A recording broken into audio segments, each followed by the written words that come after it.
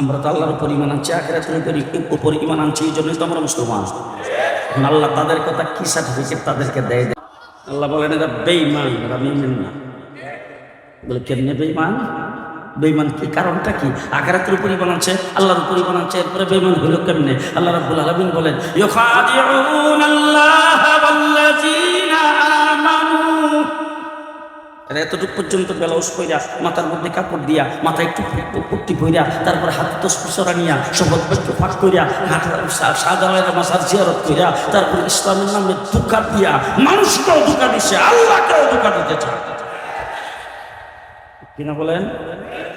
ধোঁকা দিতে চাইছে। এরপরে আল্লাহ বলেন দেখো, ভালো করে শুনে রাখো, আসলে তারা আল্লাহকেও ধোঁকা দিতে পারে নাই, আর মুমিনকেও ধোঁকা দিতে পারে নাই, নিজেরাই নিজে ধোঁকা খাইছে, নিজেরাই নিজে ধোঁকা খাইছে। কারণ ভরসা করছে কাওয়া কাদের উপর। হ্যাঁ, একদিন আগে গেছে